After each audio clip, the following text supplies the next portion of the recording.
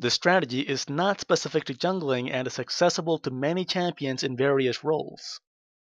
Ranked solo queue is very chaotic. It does not start and end in an orderly manner. It always becomes a game of people getting complacent, making mistakes, and getting caught out.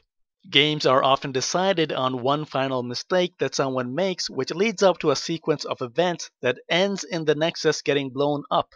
Most of the mistakes that happen with people getting caught out are fairly random and hard to predict.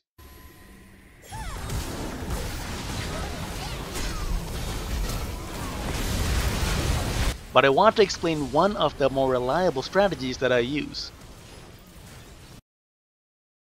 Think about your own behavior for a moment. If you are playing a carry of any sort, what goes through your mind when you see a large minion wave? That's right, you head over directly to that minion wave and farm it. And how long do you stay? You stay exactly as long as you need to farm all the minions, and then you head back right away because you do not want to get caught while you're farming. And you do this whether or not you have vision over your own jungle, because you won't be farming for very long anyway, and you're betting that no one will use this habit of yours against you. You are all guilty of this, do not deny it, everyone does it. Knowing this habit of yours, think about what this means. If your team has a large minion wave in any lane, wherever that wave is going, a carry on the enemy team will come to farm it just as you would. So you know exactly where an enemy carry is going to be, and you don't even need vision on them to know that they are headed there. If you are playing a champion who can kill a squishy target very quickly, you can use your own minion waves as bait to kill an enemy carry as they come to farm it. This works best with assassins and burst mages who can delete squishies off the map, and also works to a lesser extent with melee carries or bruisers if the target is not particularly mobile. This strategy is not available to you if you cannot kill a squishy carry very quickly. In this first example here, I see my own minion wave heading up the top lane, and I know someone is going to come farm it.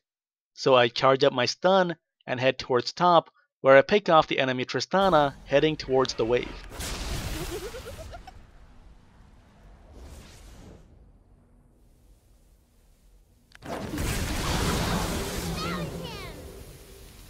Now the added benefit of these kinds of kills is that they are incredibly frustrating for your opponent, and with any luck, you now got an enemy carry complaining about a lack of wards from their support, which helps destabilize the morale of the enemy team.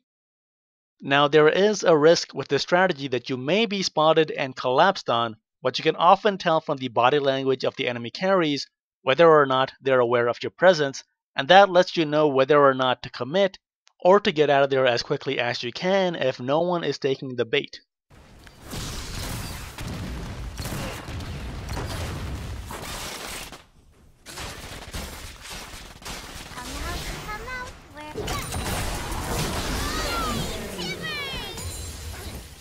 Now you might think this is a good strategy for getting kills, but how does it help you win games? And the answer is death timers and numbers advantages. In this example, I pick off the enemy Lux using the same strategy well into the late game.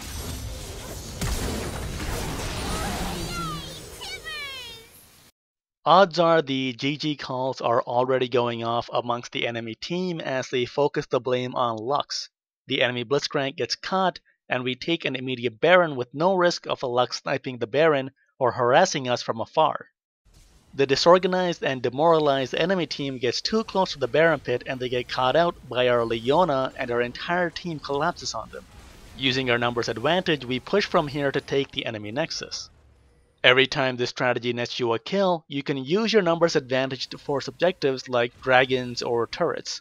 As the game progresses, the numbers advantage combined with longer and longer death timers will allow you to take larger objectives and eventually close out the game, destroying the enemy Nexus.